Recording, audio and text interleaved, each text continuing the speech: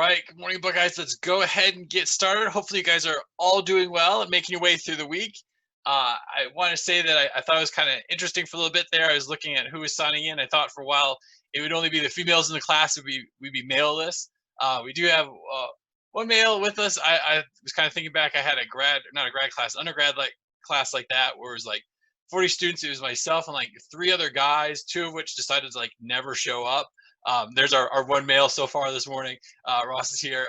And so I was one of 3 male students. The other 2 never showed up, but I always remember it kind of being really awkward. And then every once in a while, the professor wanted like a male's viewpoint on something, and they'd be like, Jim, what do you think about this? And I'd always be like, I don't want to represent all the males. Like this could not be good if I'm, the sole person you're talking to about this situation. So hopefully we'll get things a little more balanced out gender-wise as we get going this morning. But if you can, go ahead and throw on your cameras. It's nice to see their faces. It's nice to be able to kind of see where you guys are at with taking notes and follow along.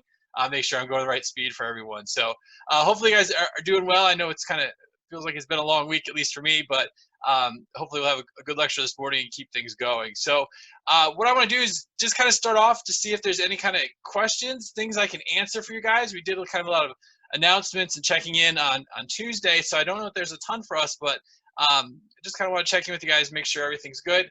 Let me know either over chat, over kind of voice. Just kind of check in, let me know if we're good, things that you want me to address, anything along those lines. So I'll pause just for a minute here, see what concerns you guys might have, things that you just want me to know about, things going on. Okay, and if there's nothing, you can just say that you're all good and ready to go. Got some thumbs up, appreciate that, guys.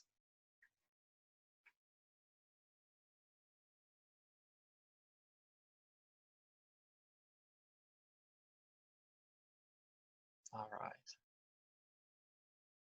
Seems like we're either all good, asleep, or we've turned on our chat and then have fallen asleep already. So I definitely get all of the above. So I definitely was thinking this morning how much I miss actually seeing you guys, being able to kind of catch up, check in with you guys before class starts, those kind of fun things, see what's going on. So I definitely miss seeing you guys. It's fun to be in the classroom with everyone, and this is kind of a drag. I think everyone's kind of starting to feel that a little bit, but I appreciate you guys being here and continuing to work away, and I've been getting questions. You guys totally plugged into class and with lecture and things like that. So again, thank you for that. So with that all being said, let's go ahead and roll with things. Let's continue talking about stereotyping, prejudice, and discrimination. So what I want to do with this now is start talking about how do we measure these outcomes. So how do we specifically start to measure the biases that we have? So we talked about how we have these biases, how when we categorize someone as being part of a group, we have this affective response, that prejudice response. Sometimes that's a positive response, sometimes it's a negative response.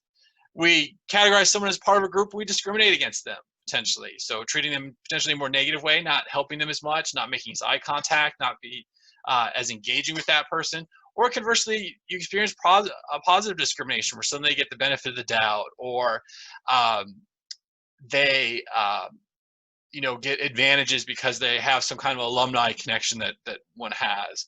And then we were talking to you about this last piece of stereotypes. So those cognitions we have, the way that we think about someone once we know that they're part of a group. I share with you guys a story of once I tell anyone I'm a psychology professor, instantly they think I'm a clinical psychologist psychoanalyzing them. Because it's kind of the stereotypes that we get when we talk about psychology and professors, and we see that from TV show and media. Something I'm kind of more diligent about watching as I'm watching TV shows. So we see that those kind of are our core components. We talked about how basically we categorize the world as rather quickly. So by categorizing others as we interact with them, it provides a lot of information for us. It smooths out interactions, allows us not to have to think too much, gives us some areas to kind of connect with another person, potentially think about how you want to interact with that person. And so this categorization, a lot of things that we're going to talk about today and continue to talk about potentially into Tuesday are kind of natural byproducts of what we do. Now, that doesn't mean that they're good things. It can lead us into making errors in judgment, cause us to treat someone negatively.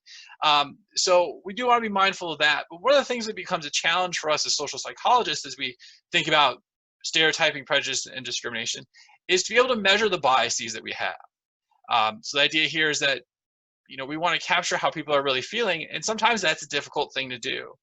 And the way that psychologists do this is primarily through 2 measures. We're going to evaluate carefully both of these this morning. So definitely be critically thinking, evaluating, processing these 2 approaches. The first of these is a self-report. So this is explicit prejudice measure in the sense that you're going to ask participants, how they feel about different racial groups, different the gender groups, different societal groups, and we'll talk about implicit cognitive measures. The idea here is we're going to try to assess these outcomes, these beliefs, in terms of this implicit format where you're getting at these natural biases individuals have. In some cases, they're not even aware of these biases.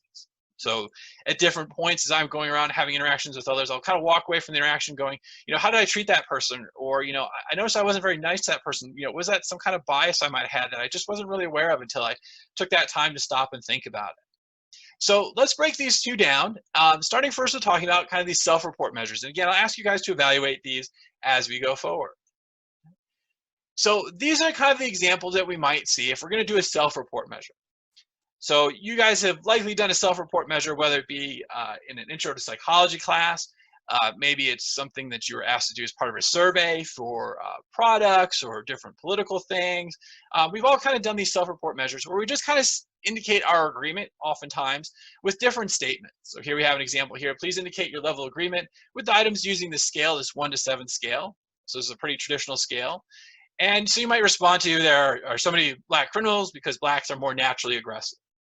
I don't understand why a white person would want to date a black person. I enjoy groups that are racially diverse. You can indicate how positively or negatively you feel towards these groups.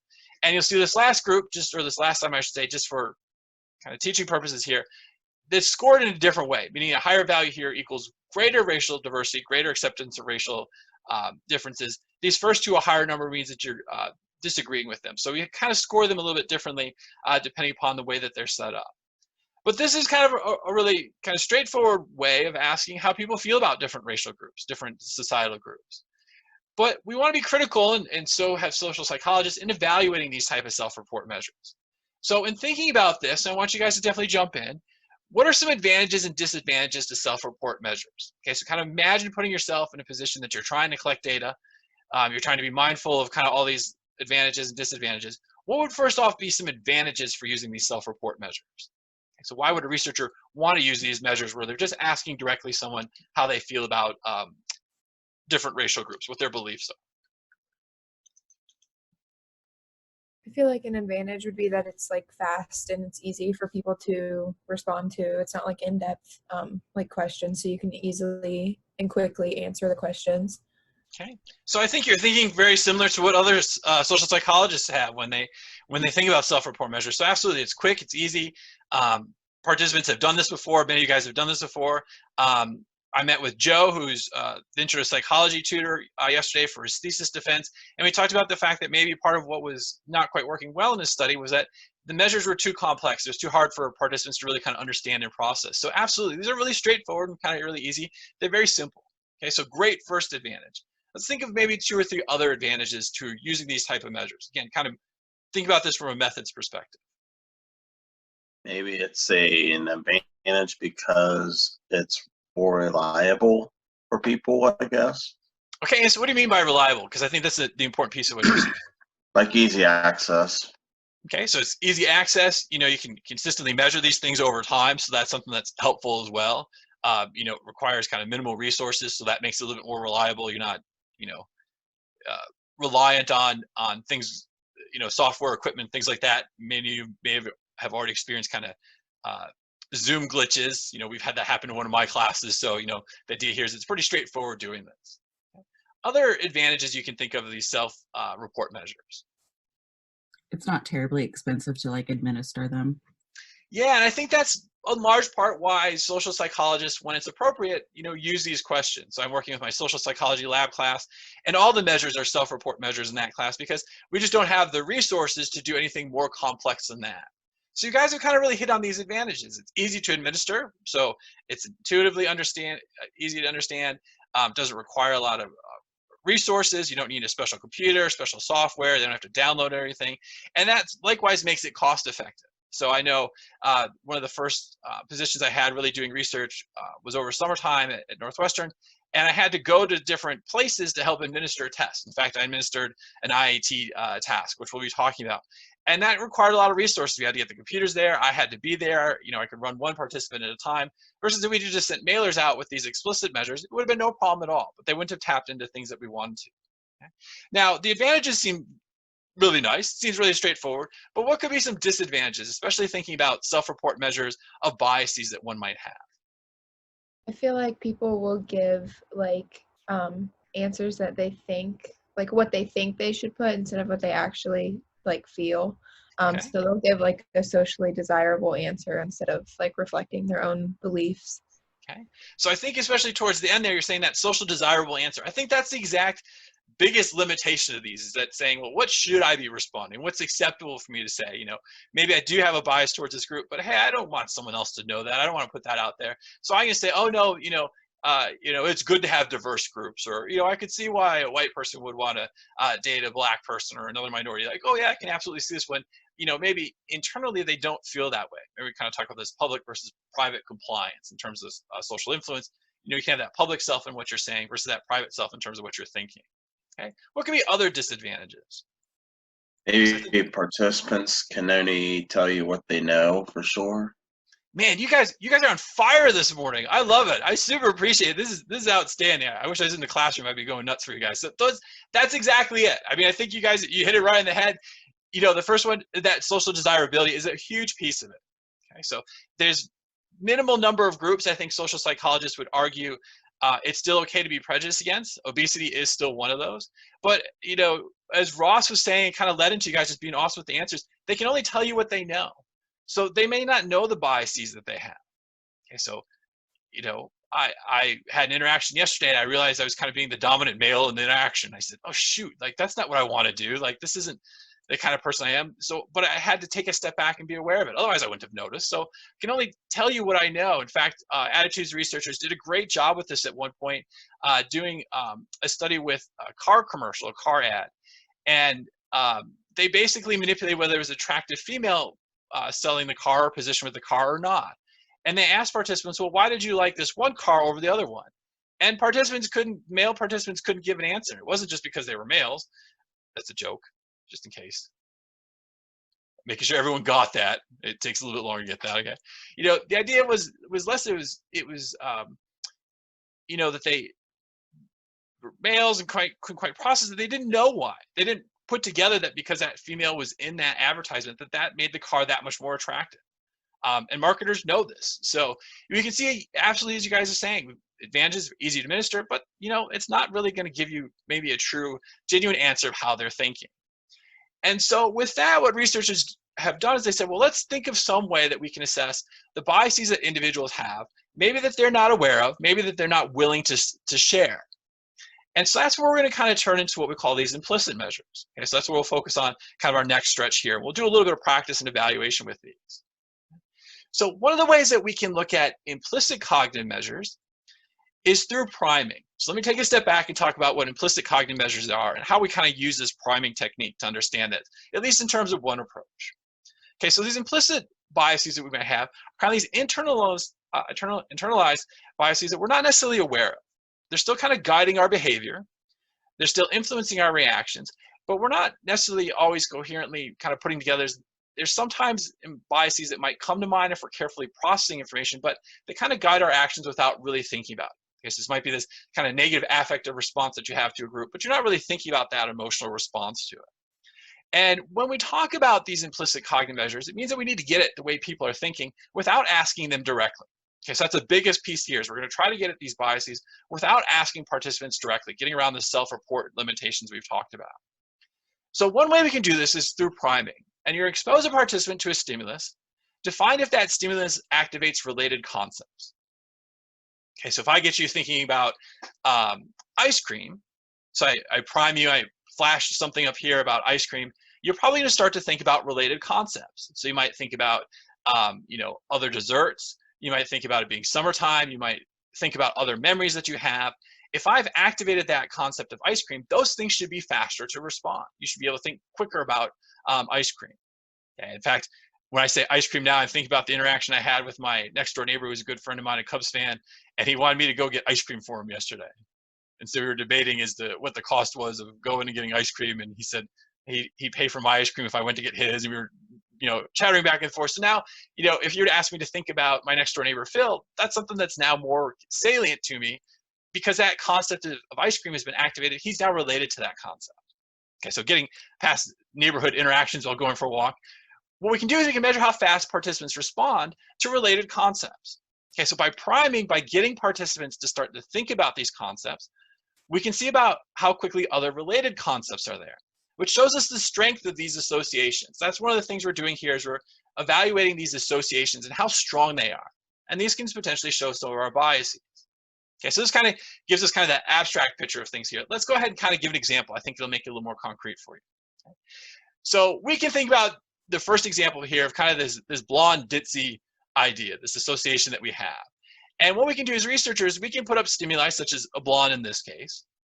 We can then put up a stimuli word, okay, or several here, such as ditzy, attractive, bombshell, dumb, kind of the stereotypes we have with blondes, and see how quickly participants are to react to these responses. Maybe it's saying if this is a word or not. Maybe it's categorizing the word somehow. We'll talk about that in a little bit.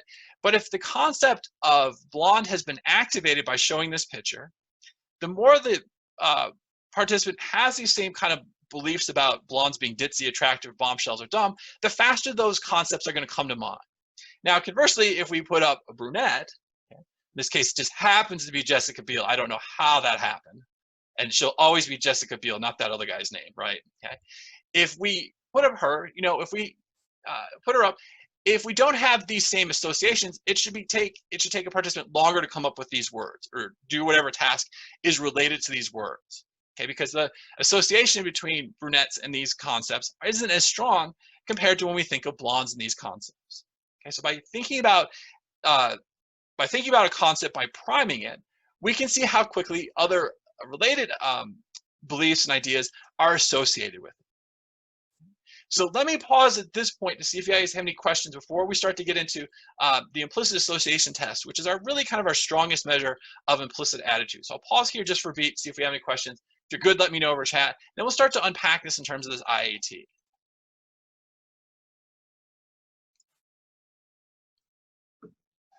All right. So with this IAT, it takes advantage of this association. So it's a little bit less about priming, but a little bit more of kind of seeing how pairs of stimuli compete with each other in terms of how quickly they're associated. So the implicit association test, and this is one that's been around for quite some time now, been researched fairly intensively, examines this idea of response competition. This response competition really is kind of seeing how quickly two different associations are related to each other. And what researchers will do is they'll see which pairing of stimuli produces a faster response. So am I more likely to quickly categorize black and negative versus white and negative? This idea here is that if someone has a strong positive white bias, meaning they feel more strongly about their own in-group, more positive affect reactions to their own white in-group, so we'll imagine this from the perspective of a white participant, that it may be faster for them to say blacks and negative because that may be the stereotypes, the beliefs that they have, these implicit cognitions, this implicit way of thinking that they have, compared to saying whites and negative. Because they might want to say, well, I don't associate white individuals with negative outcomes, with negative stimuli, negative thoughts, but I do associate black with these negative thoughts and ideas. Okay, so we can see which of these pairings produces a faster response. And to do this, what researchers do is they present different stimuli, and they ask participants to categorize these stimuli.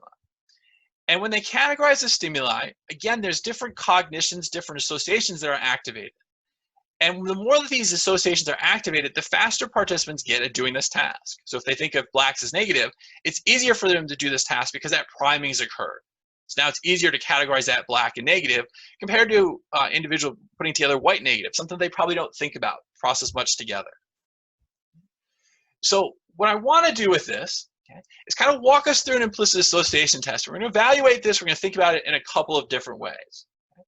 So the first thing that we can do with this is take a look at this implicit measure. And what I want us to do is actually go through a demonstration, kind of keeping in mind what we were just talking about with these pairings of associations. So what I'm going to do is I'm going to give you the instructions for the IAT. We're going to do kind of a short demo. Now this demo is going to be a little bit trickier because we're going to be doing it online. Okay, so you won't get that class experience, but I'll kind of share with you what it normally says. But we can kind of process it together and go through this experience. This is kind of a demo that we might do if we were all together, or if you're kind of doing the educational piece. Okay, Christine, I see that you have your hand up. Either that or you're just giving me a high five, one of the two. It was from a while ago. I just forgot to take it down Okay, when so I had an answer from before, but I'm good. Okay, so you're all good. Actually, I did have, before we get started on this task. Sure, absolutely. How do you know if it's directly related to racism, for example? Because when you brought up the Black and negative versus the white and positive, initially I thought I would probably, just seeing those two associations, maybe make the association because Black to me is more like, and I wear black and I like black and I'm not saying anything against it, but it's more of like what I would associate with an evil color, where white is like more angelic. Do you know what I mean? So like just the color itself kind of lends itself to positive and negative. Right. So that's like, you know, so I just wondered how you kind of separate those ideas. Yes, so that's a great question. So we can unpack that a couple of different ways. One is we'll kind of advance to where we might be, you know, half an hour from now, in terms of talking about when we put together these associations, what are they capturing? So are they kind of capturing that you do feel negative towards blacks, or is it potentially just culturally you know what these are? Okay, so culturally maybe you know that there's association between black and negative. The second piece, it kind of gets at the colors themselves. We can address that two ways. One is that when we think about black and negative, why is that the case? So Evie watches lots of Disney movies, so I'm going to pick on Disney here. And you can see that there's a lot of kind of these associations, these connotations with black as being negative and white as being angelical. That's kind of been there for a while, but we also see that a lot of the villains in almost any movie, TV show, but especially in Disney, have some type of negative characteristic about them, some type of stigmatizing characteristic. Oftentimes they're actually clinically, mentally have mental illnesses, or they're, you know, a minority group member. James Bond movies are notorious for this. They're always some, you know, Russian that they're, you know, we're currently at war with or something like that. So to some degree that gets picked up in kind of a media and culture. So maybe that's a little bit of what's going on there. But they'll also do this task with all kinds of different groups. So it's not necessarily just black and white. You can see there's different minority groups. To hint at other things, they've done it to predict political outcomes for elections. They've done it to see if you like Lord of the Rings better than Harry Potter. I mean, they can do it with all kinds of stuff. So it's not necessarily just specifically black and white itself. So does that kind of help with answering your question a little bit? Yeah, for sure. And I knew that it was going to get more in depth, but just from the, you know, very surface. Sure. It just made me think of that, you know, that kind of comment, just like what you said with villains, like they're more likely to wear black, right. You know, that sort of thing. So it just kind of crossed my mind, but. No, it's a great question. My hand was still up. No, that's a great question. And you know, that's the way to think about it. Even if we're going a little bit farther ahead, we'll kind of have that in mind as we unpack things. So I think that quite a bit. You know, one of the things that I think about, especially kind of hinting at things ahead, is that, you know, if I have these associations in my mind, is it because I am, you know, racist or prejudiced, or is it because I just well aware of these associations, especially as a social psychologist? I must say, kind of taking a quick step back, it's really entertaining. We had our first faculty meeting where everyone was zooming in, and it's so hysterical. Like, you guys are really good about it, you know, like you kind of with it, raise your hand, stuff like that. You would have just died laughing at this meeting because like people are putting their hands up, and like you'd say, "Oh, do you have a question?" Like, why do you think I have a question? Why are you asking that? Well, like, your hand's up. They're like, well, no, I'm not raising my hand. Like, you can't even see me. Like, no, there's a little icon that says your hand's up. And they go, oh, really? Oh, how do I take that down? And it became like 10 minutes to telling one person like how to take their hand down. So like, so you guys are entertaining because I can trust that like you actually had a question instead of it like it accidentally showing up. So, and then we're like, then everyone got out of control with it because they found these buttons. So suddenly like thumbs up were going up for everything. Like, today it's Friday and like thumbs up, everyone's thumbing up because like, look, I can do this now. And it was guys, we're horrible. You should have been there. It was entertaining. So anyways, getting us totally off tangent here. Okay? Other questions, things like that before we'll take a look at this measure. Okay, so let's go ahead and jump into this, and we'll pause at several points for questions. So again, what I want us to do is go through this task. Let me explain the task to you guys. You kind of modify it for how you're kind of situated at home. So in this next task, you'll be presented with a set of words or images to classify into groups. This task requires that you make this task requires that you classify items as quickly as you can while making as few mistakes as possible. Categories will be assigned to the right and left side of the screen, If the word or photo belongs on the category to the right, I want you to slap your right leg. If it belongs to the category on the left, I want you to slap your left leg. Sometimes 2 categories will be assigned to each side. Okay, so if you're at home, still go ahead if you can. You're sitting at your desk. Tap your right or left leg. No need to slap yourself and injure yourself, but kind of follow along with things. If you're kind of laying down or something like that, pick the right or left side, and maybe your keyboard that you want to tap, something like that. But try to follow along with this. And I'll kind of share with you once you've gone through it what this usually looks like in a classroom experience, because you guys won't get that full sense of things. Okay. So you guys ready? All set? Thumbs up? All right. Okay, so we'll go ahead and start with our first categories here. Okay, so we're going to start with faces. Again, in this case, what I want you to do is hit your right leg if it's a white face, and hit your left leg if it's a black face. So hang on just a second here. All right, so let's begin.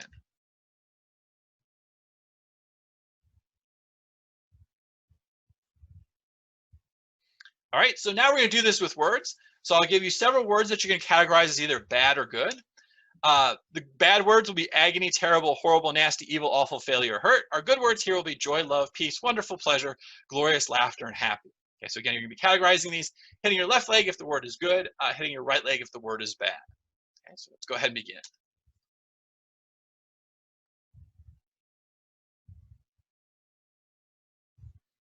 Okay, so now what we're going to do is we're going to start trying to do these things together. If the stimuli is either good, the word is good, or the face is black, you're going to hit your left leg, tap the left area, however you just designated it. If the word is bad or white, you're going to hit, if the word is bad or the face is white, you're going to hit your right leg or right side, however you designated things. Okay? All right, so let's go ahead and try this trial.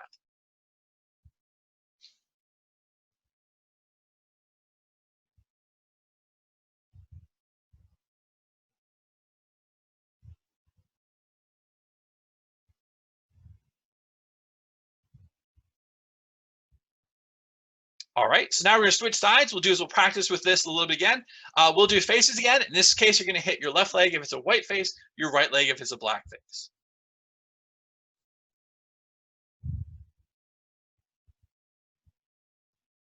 Okay, now we're going to pair things together again. But in this case, we're going to have the categories of good and white. So good word or a white face, you hit your left leg. Black word, or if it's a bad word or a black face, you're going to hit your right leg.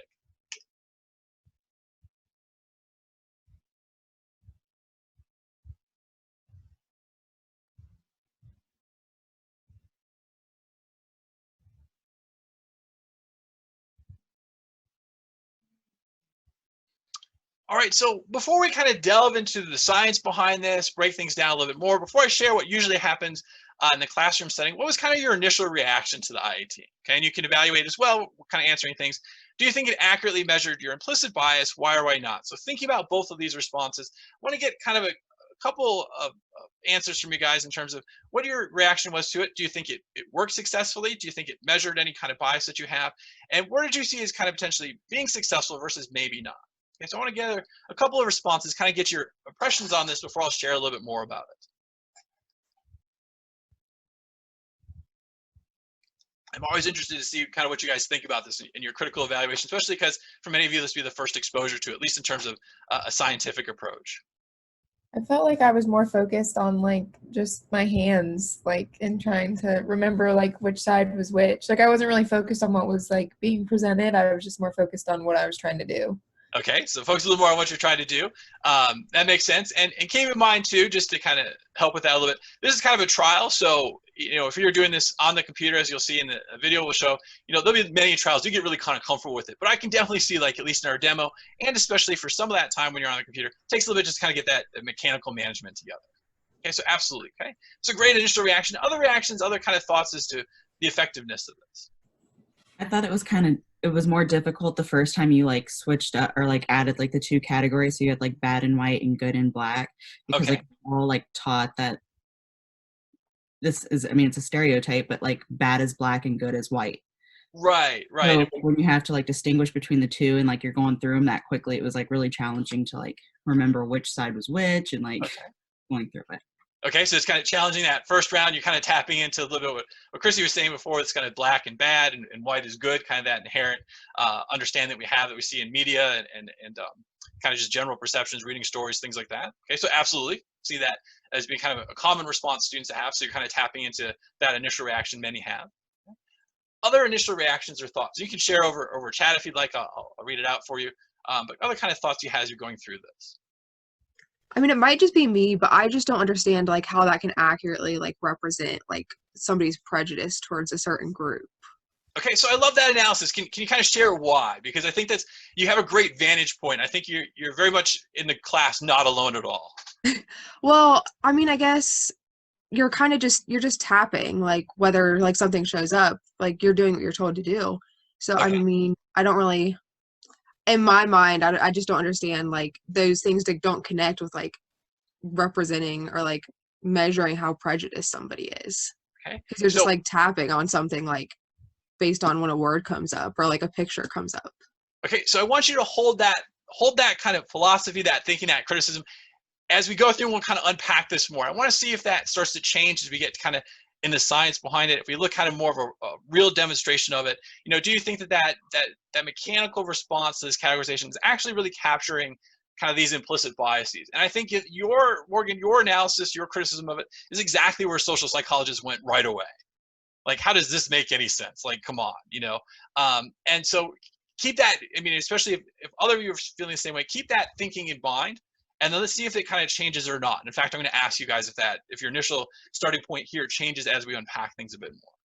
Okay, so great analysis. Anything else you guys want to share before we start working with this a bit more? And these are great responses. I always love hearing these. I always love the analysis, the critical thinking, the processing of it. So let's start to kind of unpack this a bit. If there's pieces that you want to jump into related to your reactions to it, we can do that at any point. So I'll share that usually what happens in the classroom, and you guys didn't get a chance to experience this, is that going through kind of the first practice, the trials of just kind of getting the faces, categorizing the faces, categorizing the words, easy for me to say, is pretty straightforward. You guys do a pretty good job with it. Class doesn't really have a lot of problems with it. What we'll see is that we start pairing bad and good and white negative, that the class goes through it, but the response is really kind of wonky. You guys hitting your leg is kind of doesn't really have kind of the synchronous. It's not really synchronous. It's kind of all over the place. There's usually kind of this little bit of laughter or giggling, kind of this uncomfortable giggling that goes on. And then what we do is we switch it around and we put the other task back to white and good and black and bad. And what you tend to see in classroom demonstrations, and this is across many classes I've done this with, is that you actually start to see the synchronicity. So all of a sudden, it almost sounds like the class is marching because they kind of are all hitting their leg at exactly the same time. And what students will generally say that you guys didn't, but likely is because you didn't see it as a group, is that it seemed like it was harder the first time than it was the second time. A lot of students will say, well, that's because you practiced with it. And in fact, that's very true. That's a very valid criticism. So if you thought it was harder the first time compared to the second time, and you thought, oh, it's just because I practiced at it, it's easier the second time.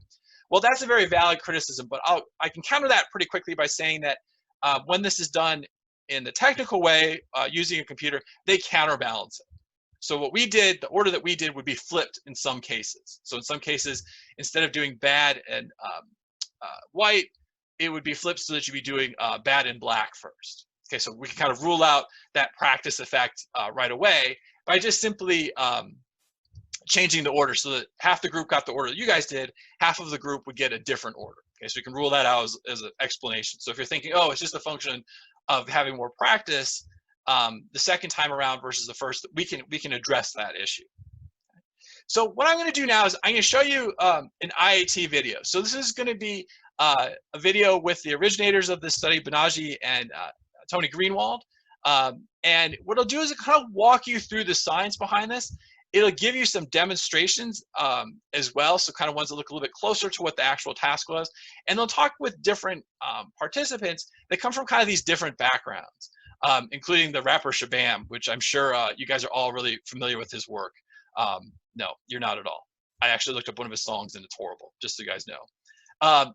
I apologize, the video is kind of an older video, but it does such a good job of kind of explaining and walking you through it that I think it's still a good one. So I will go ahead and play it. Then what we'll do is kind of unpack things a little bit more from the research side. And then we're gonna come back to this question kind of that Morgan was posing, does this do a good job? Does this actually measure what we intend it to measure? Just yell at me over chat if you're not hearing the video, but give me just a minute to go ahead and share that with you guys.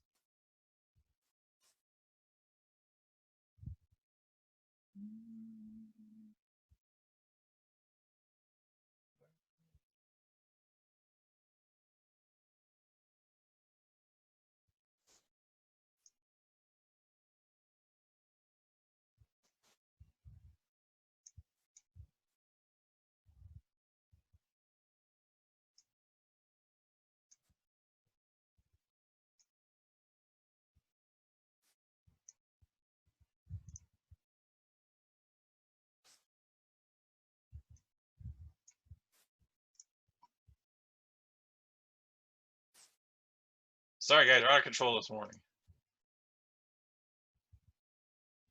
Just too many things up on the screen.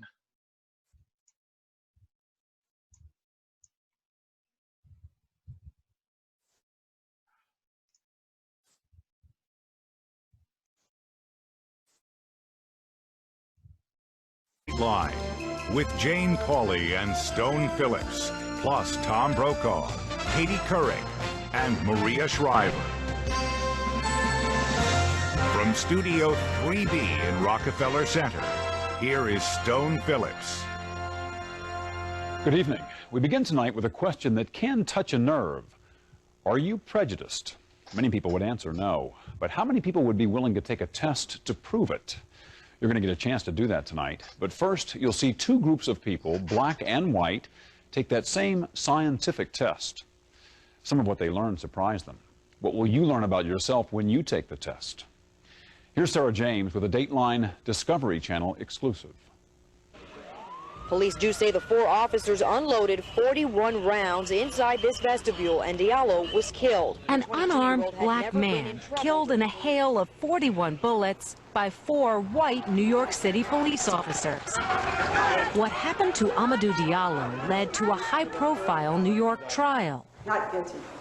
An explosive verdict. Was your verdict unanimous? Yes. And endless debate.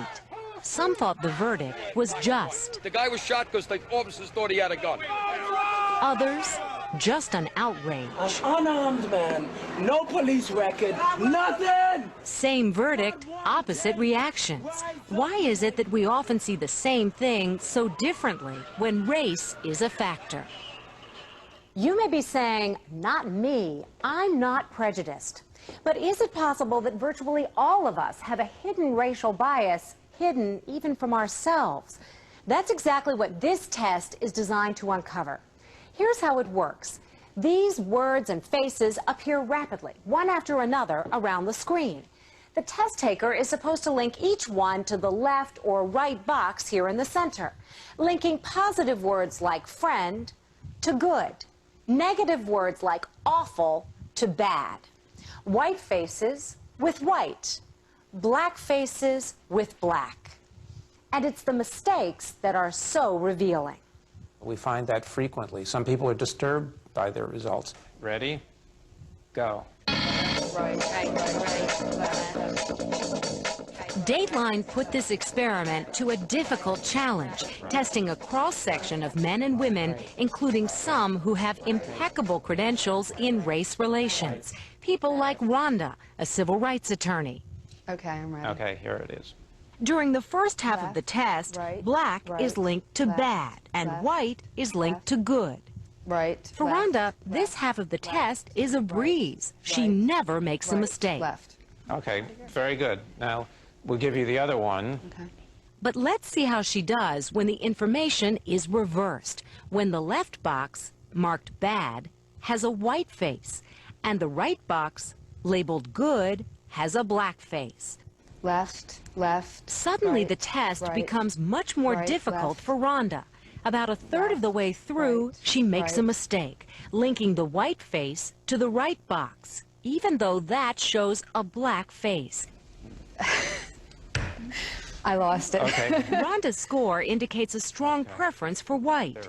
Is this because she unconsciously associates white with good? Well, I could tell when I was taking it, I had so much of an easier time doing the white with good, much to my dismay. We all might be prejudiced in ways we're not aware. Mazarin Banaji of Yale University and Anthony Greenwald of the University of Washington created this test. What do you think this test reveals that perhaps we didn't know before? How fair are we being when we judge a person? Okay. Betsy, an events planner, had similar results. Left, right. Once again, on the part of the test which associates black with good and white with bad, a white test taker flounders. Right. Well, I don't know. You held it together almost to the end. Betsy's test shows a preference for white. There would be many people who would say, what's wrong with showing a preference for your own race? In some contexts, it's actually illegal to do so. In employment contexts, in college admissions. But what does all this prove? Like the other participants, Jeff first took the test individually on a computer, and his test too revealed a preference for white. But he refused the subsequent studio test, saying he doesn't think the experiment reveals anything at all. I think the test for a person like myself, who has some spatial difficulties and left-right difficulties, is questionable. Professor Banaji, Jeff is questioning your test. Well, Jeff's experience is not unusual. Let's say you are having spatial difficulties, or let's say you've never used a computer before. It could easily have been the case that if that was the problem, that we could see a strong preference for black over white, but that didn't happen. In fact, this experiment has passed scientific scrutiny. And the results of the professor's experiments have been published in leading psychological journals. Our results reflect the professor's findings. Something like 79 or 80% of white Americans who take the test show a preference for white over black. And as revealing as those results are, the biggest surprise is yet to come. Left. Joan is a sales and marketing consultant. Even for many black test takers, the more challenging part of the test seems to be when black is associated with good and white with bad. Okay, didn't get halfway through. We'll start over. Okay. Ready, set. After 2 attempts, she still can't make it to the end. I've done it again. Even so, Joan still thought she'd show a preference for her own race. Would you be surprised then, Joan, if I said that your test showed a slight preference for whites? Yes, I would be. Does it shock you? Yes. You're flabbergasted. I'm flabbergasted. And Joan isn't alone. Dennis is the leader of a civil rights organization. According to his test in the studio, Dennis is neutral. But his individual computer test showed a preference for white. His response? All we had in images were whites through the type of media outlets that we were exposed to during my age generation. And that was a constant reinforcement over and over again. Of the African Americans the professors have tested, 42% show a preference for whites. A large number, especially when you consider that only 17% of whites show a preference for blacks. Go. Left, right. And what of the other African Americans we tested? Heather is an assistant district attorney. On the part of the test where the black face is paired with the word bad, Heather has noticeable difficulty and can't finish. She showed a strong preference for African Americans, and her pride was unabashed. This made me feel more comfortable knowing that I've embraced my culture. Left. Randolph, a high school music teacher, also showed a preference for his own race. Does it concern you at all that you have a strong preference for African Americans? Does that score mean that I do not like European Americans? No. Is my subconscious aware of the condition that African Americans are in this country at this particular point? My conscious is. According to the research, 48% of African Americans have a preference for their own race. That's exactly what it comes out as, a strong preference for blacks, and it doesn't The professors note that there's a difference in reactions between blacks and whites when they find out they have a preference for their own race. Of course it bothers me, but you could say it's pride or prejudice. What blacks consider a badge of healthy self-esteem, many whites regard as an embarrassing revelation.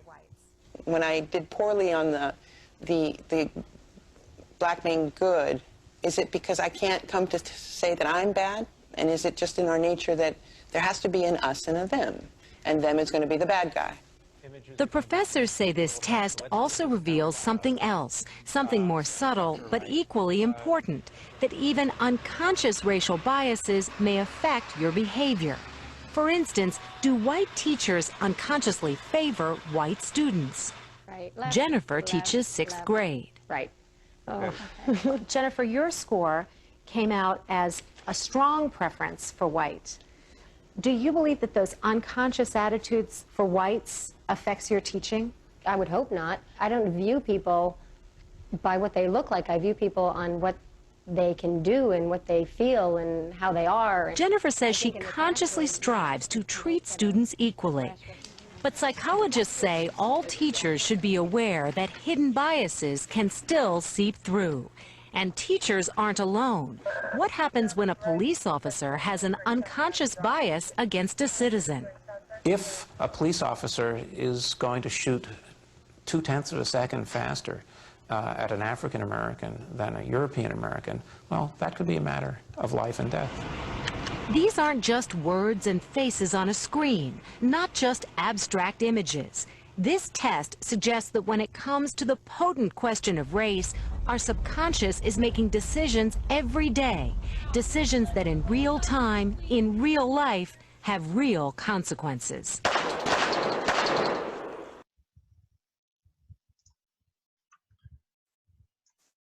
right, so give me just a second. We'll switch back over.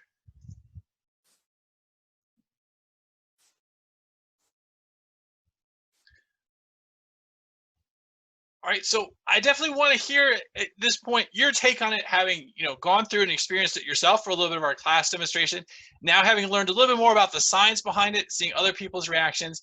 So after learning more about the science behind the IAT, has your evaluation of the IAT changed or stayed the same? So did your assessment of whether the IAT accurately measure implicit prejudice change or not? So what is kind of your take on it now, having seen the reactions that others have had, hearing from the original authors of this research and their explanation for it?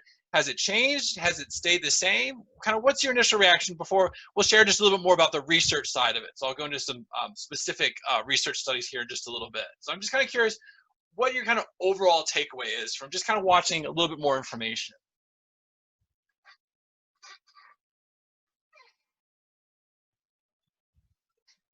I mean, now I kind of see like where they're coming from, like how they I guess how they measure it, like whether you got it right or wrong. But I think his name was Jeff. Like how he brought up like the spatial problems, like not like your left and right, like how the lady said that like his test was accurate because he was more favorable of white people, of like white. Like if he would have been more favorable of black, like would that have changed her opinion?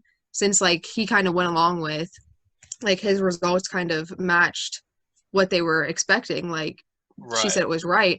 If it would have been different from what they're expecting, like would like her opinion have changed whether like what he was saying about spatial like problems was like right or not? Yeah, and so are you all set? Sorry, I didn't mean to cut you. No, you're good. You're good. I mean, I think you picked up on one of the key moments of the video, is that it addresses kind of that very common criticism that you had of, what if it's just the mechanical ability or spatial abilities or reaction times or previous use of computers that would explain these results, right?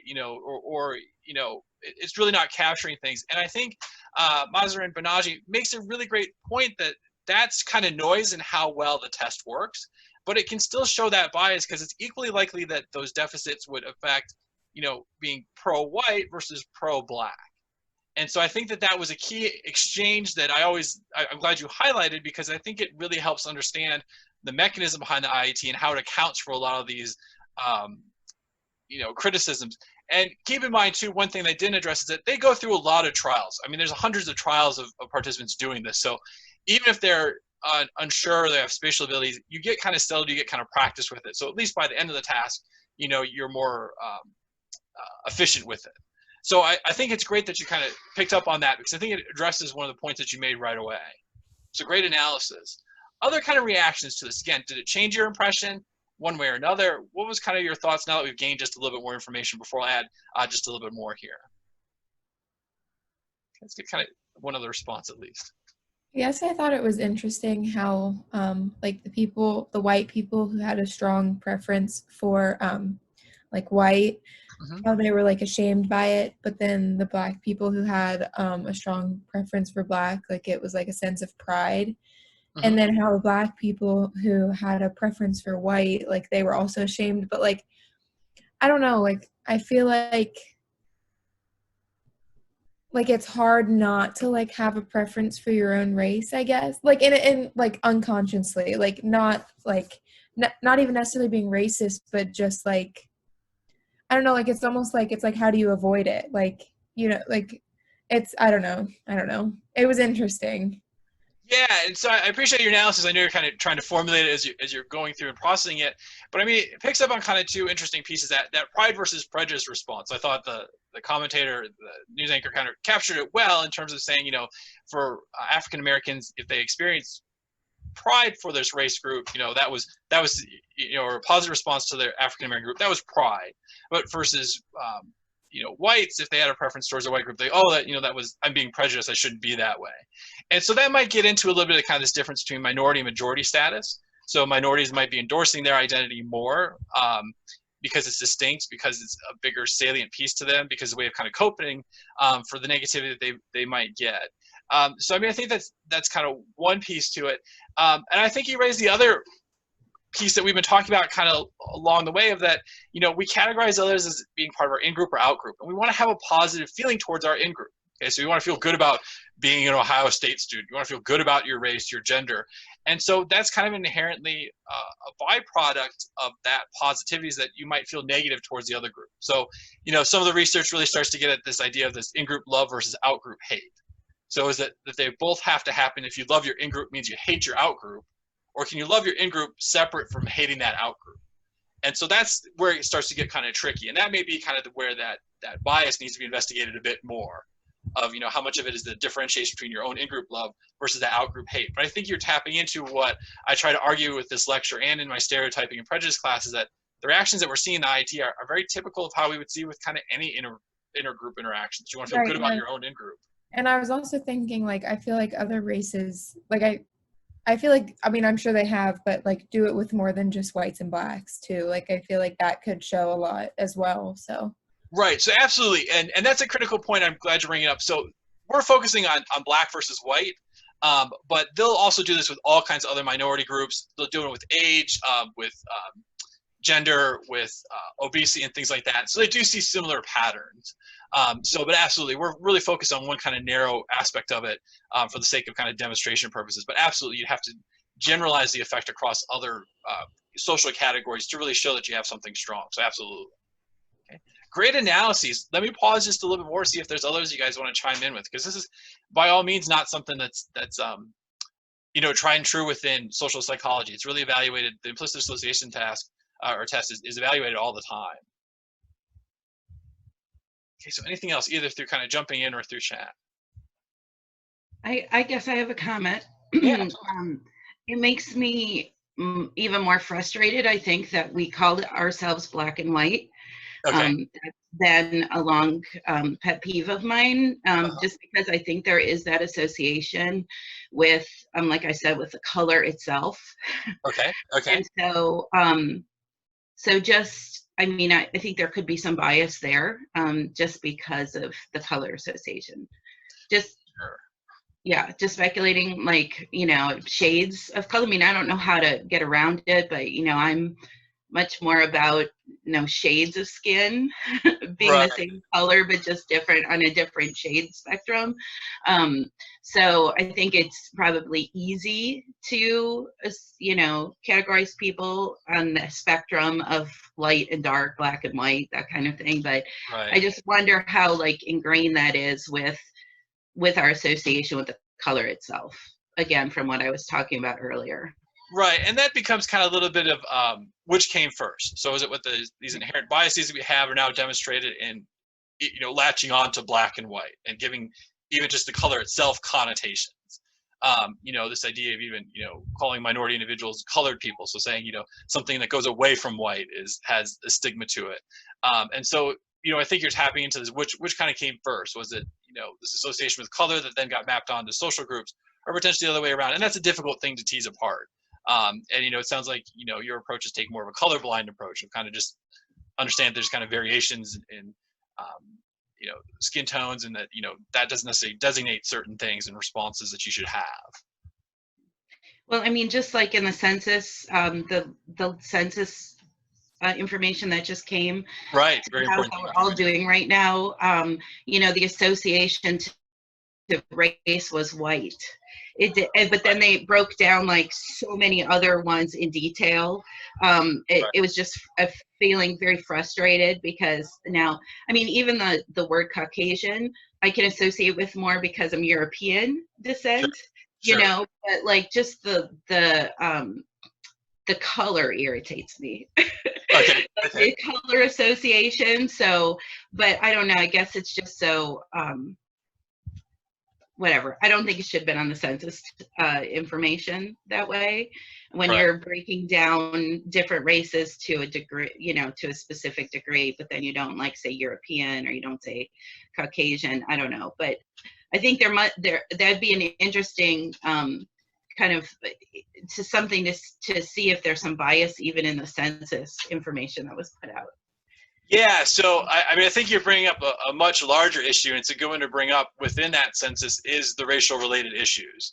And it's hugely politically debated as to how those questions are phrased, how you break things down, what's the most appropriate way. You know, you might be even seeing some of that outgroup homogeneity effect. We're kind of seeing everyone is all kind of being, you know, we have to break that group down, but whites are all the same. So it almost actually works in the reverse of that outgroup homogeneity bias, but you're kind of assuming all whites are the same, but minority group members, now we have to be careful how we break them down. And so to some degree that data, while it's it kind of mimics a little bit of the IAT. So the IAT, they'll actually break things down in terms of how biased you are, and that makes it more of a categorical response on a continuous measure. So you can get a whole range of responses on the IAT, but if you fall within a range, I can say you're this type of bias. And to some degree, the census does the same thing, and that's where it becomes problematic as to how you then operationalize these different groups, and to the extent that you break them out into unique groups, how beneficial is that? And you kind of see that potentially because white's the majority, you're not carefully thinking about the different racial groups, nor are you potentially categorizing minority group members accurately and sensitively. But the census is definitely has a lot of limitations to it. It also has political undertones in terms of how you're categorizing these different groups. So it's a tough one to work with. It has limitations for sure. Great thoughts, guys. Anything else? So let me give you a little more of the research side of it. You kind of, process it with the, going through it yourself. You've seen it in terms of the video and them explain a little bit more. Let me dig into the actual research so you kind of see if this changes your attitudes or not as we kind of talk about the research, because this is where I think the rubber really hits the road. So this implicit association test was developed, almost 20 years ago at this point. And the idea is that they wanted to evaluate it. So one of the first things that happens when you develop a scale, or a measure in this case, is you want to find some validity for it. Is it really doing what you're saying it's doing? Because if it's not, then it's not a worthwhile measure. This is not helpful.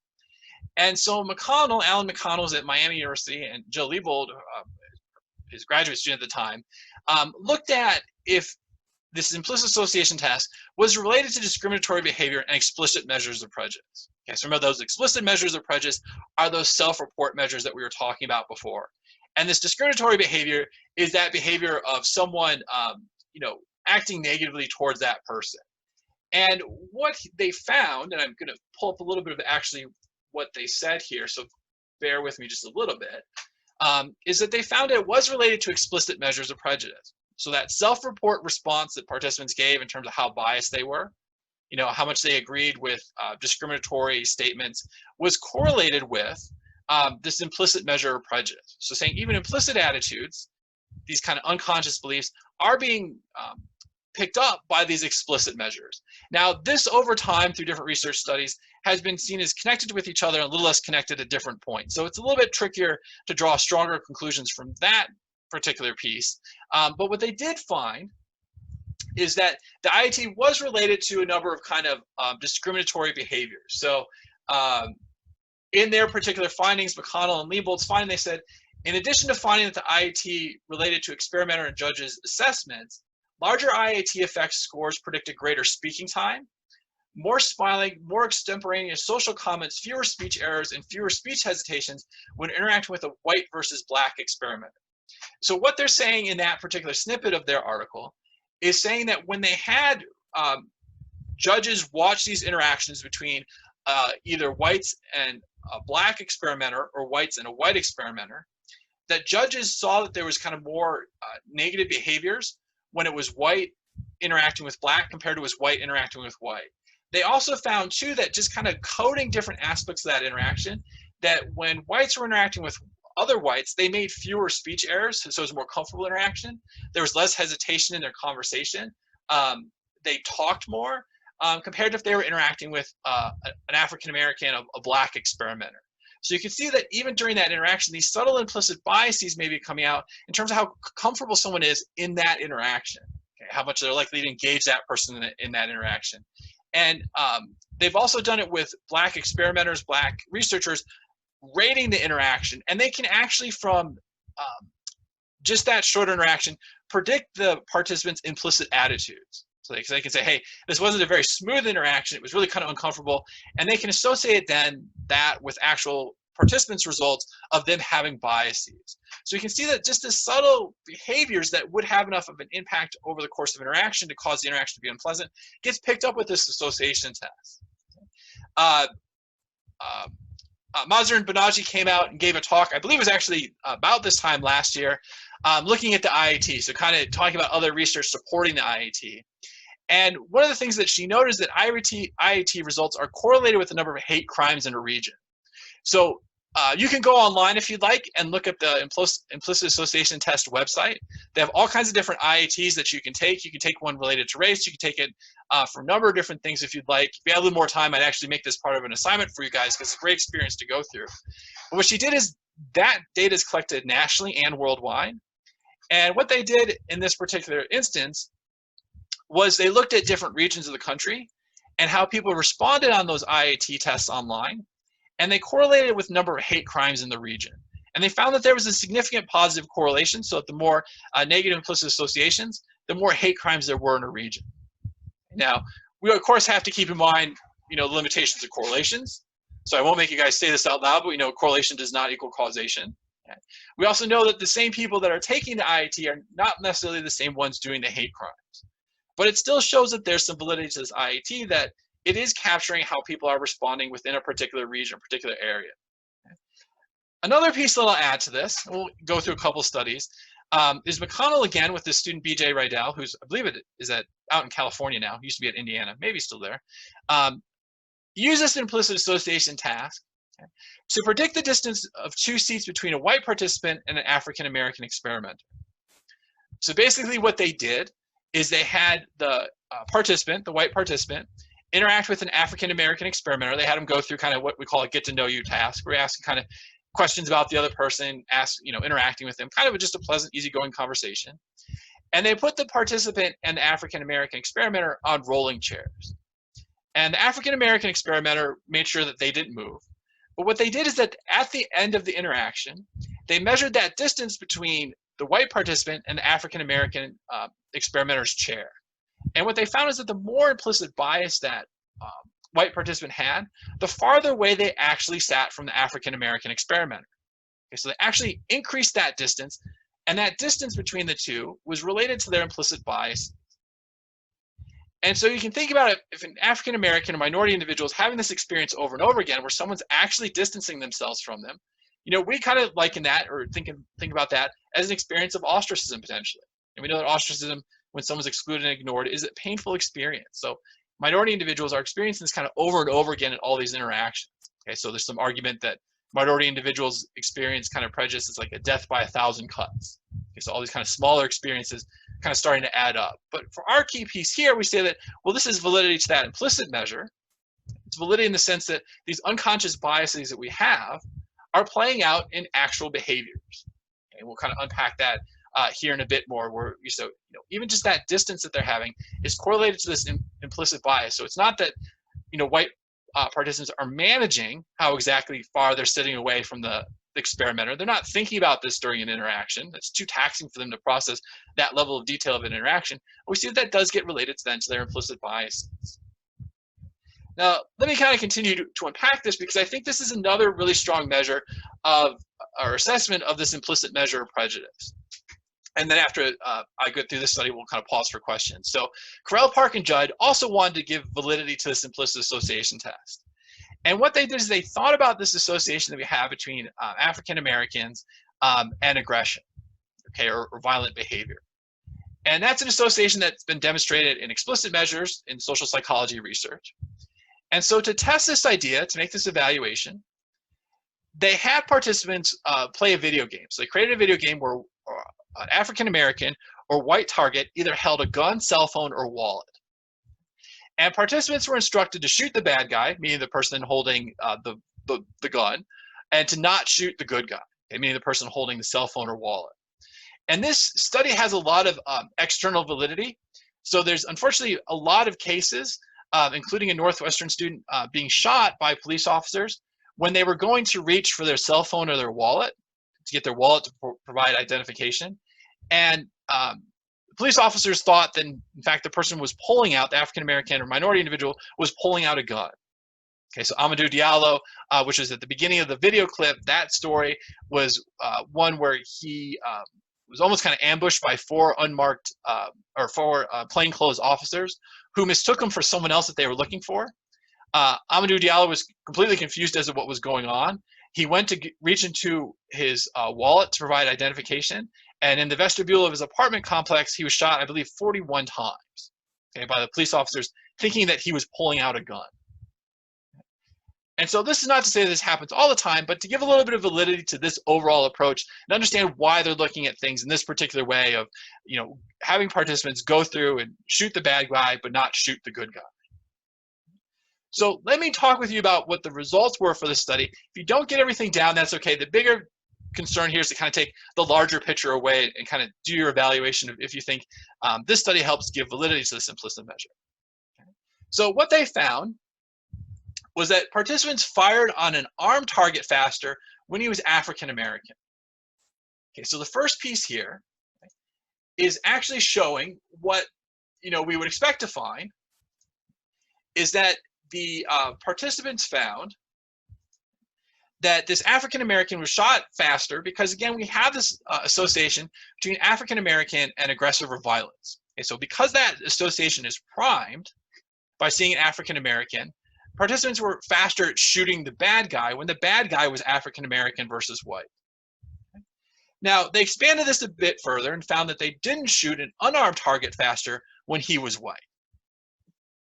Okay, so they don't shoot an unarmed target faster when he was white, so meaning that we don't quite see that same relationship happening for when the target was white.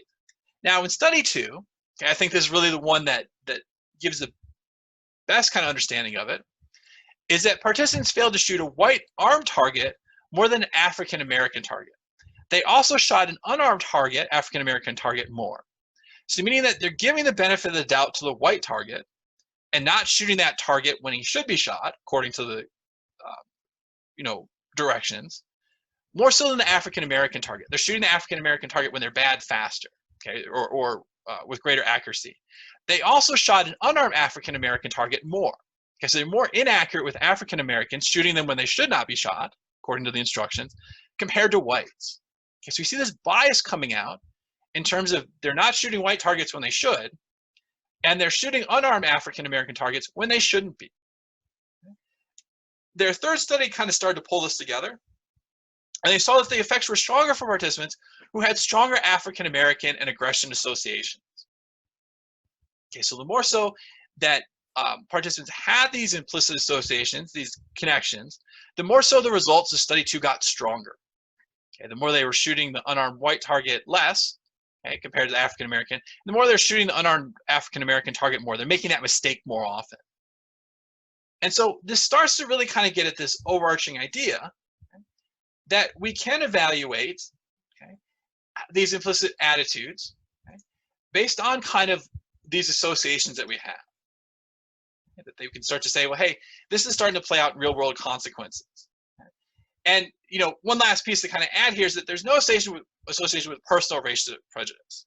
Okay, so this is kind of more so, in this case, they were saying it was argued based on the context of having this association, this priming between African American and aggression, not necessarily related to this bias that we have. Okay, so the preference for whites compared to blacks. All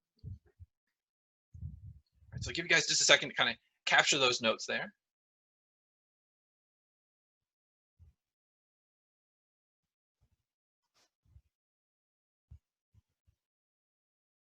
Oops, sorry guys.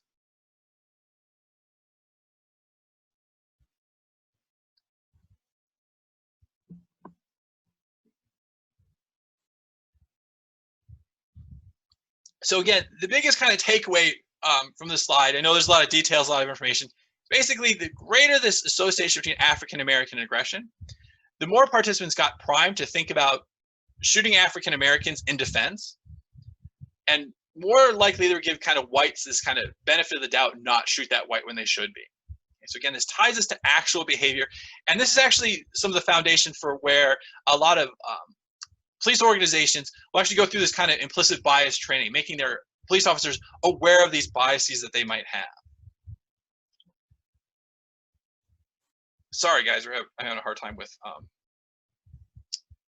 the computer here. Okay. So questions about this before we'll kind of tackle some of the criticisms of the IAT. Here are things I can kind of clarify for you guys.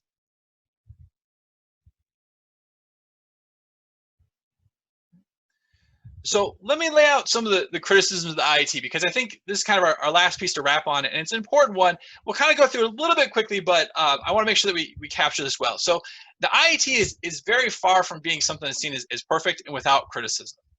So one of the first criticisms, and we hinted at this a bit before, Christy kind of introduced this idea, is that part of what may be happening is there's knowledge of cultural stereotypes does not mean personal endorsement. Okay, so it might be that you have this association with black and bad and white and good because of kind of cultural stereotypes, cultural beliefs, these ideologies that we have, and it's not necessarily that this is actually reflecting the biases that you have. So this is something that if you're well versed in, culture, if you're around African American culture, and so maybe, or African Americans, minority group members, and this becomes a little more salient to you on a regular basis, that this is something that you might associate and think about, but it doesn't necessarily mean that you endorse these different beliefs. Okay, so I've, always think about this in terms of my own experiences, that, I do have these connotations come up in mind as I interact with others, minority individuals. Does that mean I am biased, which it very well could be? Or is it because, I'm very knowledgeable about the cultural stereotypes, I'm knowledgeable about how kind of people respond to these situations? Okay. We see too here that pro-white does not mean anti-black. Okay, so this goes towards that conversation we had a little bit before about this kind of in-group love versus out-group hate. Okay, it doesn't mean that just because you're pro-white means that you just like the other out-group. Okay, it could be the function of the fact that, the test, because it's a relative comparison, can only show that you have a pro-white. It doesn't necessarily mean that you're feeling negative towards that other group. Fortunately, it has this kind of comparison component to it. We can ask, how can researchers accurately characterize someone as having a slight pro-white bias? So one of the limitations that we see with the IAT, one of the criticisms, is that you have kind of a range of responses on the IAT. So it's a continuous measure. It can show kind of varying degrees of pro-white bias. But if you take the IAT online, it'll actually categorize you as saying you have a pro-white bias, you're neutral, you have a moderate pro-white bias, you have a strong African-American bias. And so they're taking a continuous measure and kind of cutting it up. And so you can make the argument is that, well, how do you know that someone actually really squarely falls into that category? And I think this goes back to kind of the census argument that we had a little bit before of how do we know that, we're categorizing these minority groups, categorizing whites too, with these accurate groups. And so, there's several kind of criticisms. Are also others that maybe you've kind of generated or thought of. But the idea here is that when we talk about the IAT, is it's not infallible. It has issues with it. If you change the stimuli, you can actually change the responses. It also picks up on things like if you have an African-American experimenter, you can then cause the IAT to change, so it actually starts to show less bias. If you show faces of successful African-Americans, you can then show that response starts to change, where they start to more easily pair black and good compared to that black and negative. So there's actually a lot within the stimuli that starts to change that response. Okay? So what I want to do is kind of leave us here. What I want you guys to do is do a little bit of thinking before I see you guys on Tuesday of other kind of thoughts that you had, reactions to it now that we process the IAT, other criticisms you might have. what we'll do is we'll wrap up this last little bit of critiquing the IAT on Tuesday. I'll also talk about an alternative measure, the AMP, the affect misattribution procedure. It's another example of priming. It's one that also addresses some of the limitations of the IAT.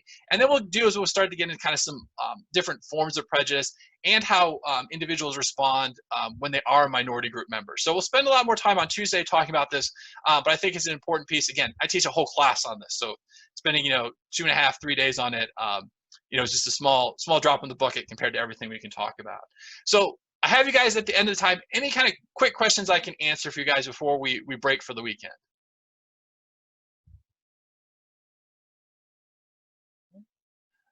I want to reiterate, I definitely appreciate all the great comments, you guys jumping in, really critically thinking about this. We'll pick up a little more critical thinking on Tuesday and continue talking about prejudice, stereotyping, and discrimination then. So stay safe, take care of yourselves, try to catch some rest over the weekend, and I'll see you guys on Tuesday. Bye, everyone.